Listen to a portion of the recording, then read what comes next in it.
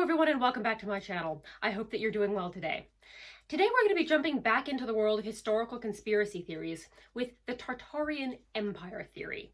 Now, you may have seen images like these ones knocking about on the internet. I know I have, and I assumed that they were just interesting art pieces, but not so. They're actually connected to the Tartarian Empire conspiracy, which is a theory that speculates that all historical buildings were actually constructed by a global, highly advanced empire. Now, this theory did not actually come about in the 19th century. It has some older historical roots, but this theory, the meat of this theory, really didn't come around until the last couple of years, but a large part of it is about the 19th century, so it still fits in with the theme of this channel. And if you disagree, then too bad for you, because this is my channel and I can do whatever I want. But before we can jump into the modern conspiracy theory, we need to go back to the 1680s to learn a bit of background information. But before we get started, please remember to like this video and subscribe to this channel and turn on the little notification thing so you can be notified of future uploads. Also, please follow me on Instagram. It's free. A huge thank you to the people who support this channel on Patreon. Their names are going to be listed at the end. If you would also like to support this channel on Patreon, there is a link down below, but no hard feelings if you can't. The theory of the Tartarian Empire can trace its roots back to the 17th century scholar and priest Jean Ardouin, who in 1685 published a translation of Pliny the Elder's Natural Histories. In his translation, Ardouin claimed that most surviving Greek and Roman texts had actually been forged by Benedictine monks. Of course, this theory, if true, would have many wide-ranging impacts on world history, but the one relevant to this video is that the widely accepted chronology of world history would be thrown into severe question. Naturally, after this book was published, Ardouin was pressed as to what sort of cause Benedictine monks would have for forging a bunch of Greek and Roman documents, and he promised that he would reveal the monks' motivations in a letter to be published after his death. However, when he died in 1729, his effects were searched by his executor and no such letter was found. In 1728, 1 year before Ardouin died, Sir Isaac Newton, who was possibly being influenced by Ardouin's works, published The Chronology of the Ancient Kings Amended. In this book, Newton also meddled with the accepted timelines of ancient and historical events, although not to the same extent that Ardouin did. And after Sir Isaac Newton, nobody really touched this theory for about 250 years, until the 1970s and 1980s, when a Soviet math professor named Anatoli Fomenko published a series of books called The New Chronology. In his new chronologies, Fomenko runs with the old ideas established by Ardouin and Isaac Newton that world history as we know it is a lie. However, Fomenko actually takes this to a whole new level. He doesn't just draw the line at blaming Benedictine monks for forging Roman and Greek documents. No. He brings this a lot further. Fomenko speculates that world history prior to around 1600, give or take, had been falsified to suit the agenda of powerful interest groups such as the Vatican, the Holy Roman Empire, and the Romanov dynasty. Fomenko claimed that all of these powerful interest groups wanted to obscure the true history of the world, which, according to Fomenko, was actually centered around a vast global empire which he termed the Russian Horde. In the new chronology, Fomenko constructed a revised timeline of world history. This new timeline compressed pretty much all of world history from the Neolithic period all the way up to the late Middle Ages into a period of roughly 1,000 years. According to this timeline, written records didn't really emerge until 800 AD, and we don't really have any written records from anywhere before around 1000 AD. Instead, Fomenko posits that most of world history actually took place between 1000 and 1500 AD, which is a wild conspiracy if ever I've heard one. Imagine ancient Egypt, ancient Rome, ancient Greece, all of that is taking place in this one 500-year period. Fomenko's books are very long and his theory is very complicated, and at times it even seems to contradict itself, but I've come up with a list of 6 points that kind of capture the general thrust of his arguments. 1. Prior to the 17th century, the Great Russian Horde was the dominant power in Europe. 2. Many ancient cultures and peoples, including the Scythians, the Huns, the Goths, the Bulgars, the Polans, the Drevlians, the Pechenegs, the Cossacks, Ukrainians, and Belarusians, were also part of this great Russian horde. 3. Jesus Christ was actually the Byzantine Emperor Andronicus I Komnenos, and that he was born on December 25th, 1153 AD in Crimea, and that he was crucified on March 20th, 1185 AD on Joshua's Hill in Constantinople. 4. The historical cities of Jerusalem, Rome, and Moscow were actually all one city, which Fomenko calls the Third Rome. 5. The name Rome is actually a placeholder that has been applied to many different cities over the course of history. What Fomenko calls First Rome, or Ancient Rome, or Mizraim, seriously, sir, make up your mind as to the name of this place, was actually an ancient Egyptian kingdom at the Nile Delta with its capital at modern-day Alexandria. The second Rome, which Fomenko calls New Rome, this is the most famous Rome, the one that we all know about. This was actually Constantinople. And the third Rome, which has already been mentioned, was the capital of the Russian horde. And that somehow included Moscow, Jerusalem, and actual Rome. I don't know how one city could be in 3 different places at once. You'll have to ask Fomenko about that one. 6. The Temple of King Solomon from the Old Testament is actually the Hagia Sophia in Constantinople, and King Solomon himself is actually Suleiman the Magnificent, pictured here wearing an onion on his head. Why on earth Titian decided to portray his turban like this, I will never know. Hi, Editing Adelaide. I want to make it clear that I am not making fun of Suleiman the Magnificent, nor am I making fun of the practice of turbaning. I am making fun of this one depiction of Suleiman the Magnificent's turban that was painted by a white man. Please don't cancel me. Now, this theory is incredibly Russocentric. It literally puts Russia at the center of world history while also conveniently giving Russia credit for all of the achievements of neighboring cultures and peoples. This has in turn led to this theory being adopted by Russian nationalist groups in recent years. This theory also holds a streak of anti-Semitism, as it says that the Jews of the world are descended from the bankers of the Russian horde, and that they adapted Christianity, which according to this theory came first, and turned it into Judaism. Not only does this play into the harmful stereotype that Jews control the world banks and are just generally greedy and money-obsessed, but it also contains the preposterous proposition that Christianity predates Judaism. Because a central part of this theory is that most of world history was fabricated, it provides proponents of this theory with a very convenient get-out-of-jail-free card if their theory ever comes into conflict with any real evidence. They can simply say that that real evidence was clearly fabricated by the powerful interest groups who wanted to suppress the reality of the Russian horde. For everyone who has not drunk the Fomenkian Kool-Aid, this theory is absolutely absurd, and its academic reception shows as much. One critic called Fomenko, quote, both an embarrassment and a potent symbol of the depths to which the Russian academy and society have generally sunk amid the diverse societal misfortunes heaped upon Russia since the fall of communism. H.G. Van Buren, Professor Emeritus of Astronomy at the University of Utrecht, called the new chronology, quote, a useless and misleading book. Pretty scathing. Obviously, this is all very fascinating, but I bet you're asking yourself about now, what does any of this have to do with Tartaria and old buildings?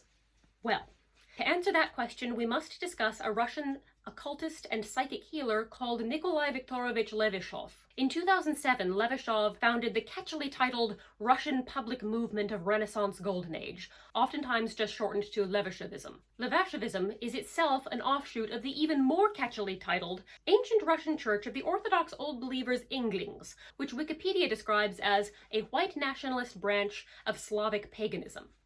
Charming. Levashovism and the Inglings are both immensely complicated, confusing, strange, and beyond the scope of this video, so I'm not going to punish myself by trying to understand their doctrines. All we really need to know is that they are both quite racist and also both heavily tied to Russian nationalism. In his book, The Hidden History of Russia, which very much builds on the scholarship of Fomenko, Levashov describes Russia as, I quote, the land of the holy race of the ancient Slavic Aryan Empire, which, he says, was known up until the end of the 18th century as Greater Tartary. Now we're starting to get somewhere, finally. This is where the theory of the Tartarian Empire makes its first appearance. Now, Levashov did not invent this theory, but his work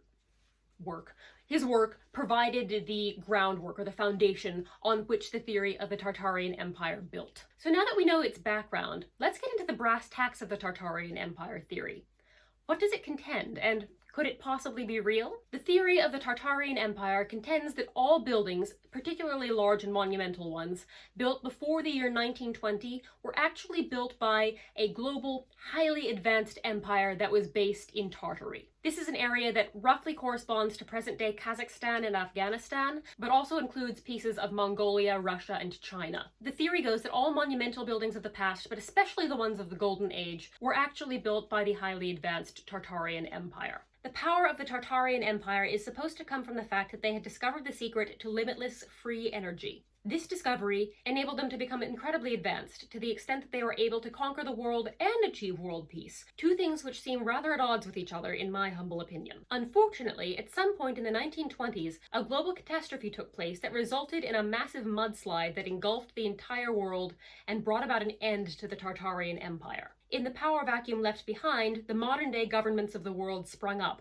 and they are now desperately trying to hide all evidence of the Tartarian Empire because they don't want the secret to limitless free energy to get out to the public, because if it does get out, a lot of energy companies are going to lose a lot of money. This accounts for governments and corporations tearing down beautiful old buildings and replacing them with modern eyesores. It also accounts for things like the Blitz and the Battle of Berlin, both of which destroyed many historic buildings. I managed to find some TikToks and Instagram reels of conspiracy theorists explaining the theory and telling their reasons for believing in it. I'm going to play those now, and then we will discuss whether or not this theory holds any merit. Is the government hiding an entire civilization from us? The Tartarians were said to be a civilization that unlocked the key to free energy, allowing the Tartarians to advance exponentially, as citizens were allowed to express their creativity freely, without the stress of work, leading to many great inventions and grand architecture. However, buildings all around here, as I told in class last night, they're ours, they belong to us. They're ancient, these buildings. There's a whole city underneath this city. They went and burned all the major cities, the major energy centers. Our ancestors set up these energy centers that we call Philadelphia, New York, Boston, Atlanta, Detroit, right? Chicago, Miami, Los Angeles. They are energy centers. They're not where they are in huge, large cities just because of some coincidence. There's energy and power in these places. London, Rio de Janeiro. I'm a conspiracy theorist. Of course I collect old books. And here's some things in these books that make me question the narrative. Pictures of magnificent buildings, not just built in the United States, but built all over the world. And you want to tell me that these buildings were made with horse and buggy, hammer and chisel? Okay. The Great Wall of China is referred to as the Rampart of Gog and Magog. I wonder who really built it and why. Journal entries depicting cities constructed with large bells.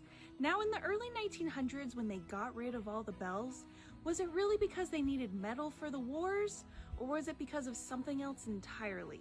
Excuse me? When did they get rid of all of the bells? I can only assume that she's referring to the metal drives of World War I, when bells, in addition to other metal things, from bicycles to corset busks, were melted down in order to make weapons and battleships. She just says that like we're all supposed to know, oh yes, the time they got rid of all of the bells. If that is what she's referring to, I want to emphasize that 1, they didn't get rid of all of the bells, and 2, they were getting rid of other metal stuff as well, not just bells. There's not some big bell-based conspiracy. So, this theory is doggerel, for several reasons. First of all, the Tartars were, and still are, a real people, but they're an ethnic group of various Turkic-speaking peoples, not a vast unified empire. There were many different Tartar groups, the most prominent of which were the Volga Tartars, the Astrakhan Tartars, the Lipka Tartars, the Crimean Tartars, and the Siberian Tartars. The closest they ever got to being a unified empire was when they were subsumed into the Mongolian Empire by Genghis Khan. Secondly, the only real evidence that anybody seems to have in support of this theory is that they find it difficult to believe that any of these incredible structures could be built without the use of modern technology. But this is 21st century chauvinism at its worst. It stems from the untrue belief that all of our ancestors were simply dull, stupid, and unimaginative people. This is very much adjacent to the ancient aliens theories, which are mostly based on the belief that pre-industrialized civilizations couldn't possibly make anything impressive. In reality, there's loads of evidence to show how these incredible historical structures were made. For all of history, we have detailed writings, engravings, paintings, drawings, and other depictions that show how these buildings were created with contemporary technology. And when you look at the 19th and early 20th centuries, we even have photographs and moving pictures that show how these buildings were constructed, again, with contemporary 19th and early 20th century technologies. It is elitist in the extreme to suppose that the people of the past were so uninspired that they would not have been able to figure out how to carve stone blocks and stack them on top of each other. And even if you think that all of that historical evidence has been forged, we have people in the modern day who are building historical megalithic structures without the use of modern technology, which proves that it can be done. Wally Wallington, great name, of Flint, Michigan, has built a replica of Stonehenge in his backyard using only materials that would have existed in Neolithic Britain, as shown in this clip. And I could place another stone on this side. Now, every time I spin a half rotation on each stone, I move the block horizontally, the distance between the stones. For my own output, I could move a 1-ton block 300 feet per hour. Whoop. The first goal is getting this block 3 feet off the ground. In order to move it up to this point, I just rock the block back and forth, adding weight to that end, and that opens a gap on this side, and just slide a board in. Then I add the weight to that end, there she goes, and slide a board in on this end. This shoring box acts like a jack, slowly raising the block. This shows how the stones forming Stonehenge could have been transported and erected using very simple tools and physics. In Guédelon, France, a group of master builders is building a 13th century castle using only tools and equipment that would have been available in 13th century France, and they've done a rather good job of it. Now, both of these projects, to the extent of my knowledge, are still ongoing, and they've taken a long time. I believe Guédelon Castle has been under construction for over 20 years at this point, but they both show that these very monumental structures can be built with very, very simple tools. And it's not historically inaccurate for them to take a long time. In fact, it's very historically accurate for these things to take a long time. We know that historical building projects could take sometimes hundreds of years. For example, it took 100 years from roughly 1160 to 1260 to build Notre Dame de Paris. So the fact that these projects are taking a long time actually counts as more evidence to the fact that the great historical structures of Earth were not built by a global, highly advanced empire. Because why would a global, highly advanced empire with access to futuristic tools and technology construct their monuments in such a way that it would take hundreds of years from inception to completion? It just doesn't make sense. Another part of this theory seems to be that people have trouble understanding why these incredibly gorgeous 19th century buildings would be torn down and replaced with filth. And the only reason they can come up with for justifying these travesties is a conspiracy by the energy companies. Now, in some ways I can see where they're coming from, and in a way they are correct on this one. It's just that the conspiracy is much more simple. It's greed.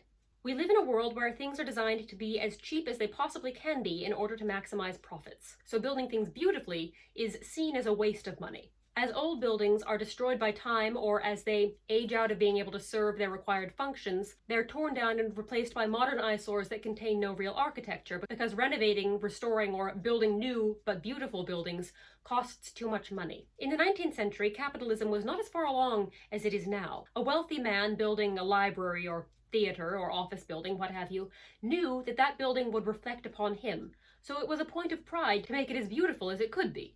You wouldn't want your name adorning an ugly building. Now it is a point of pride to make the building as large and as cheap as possible.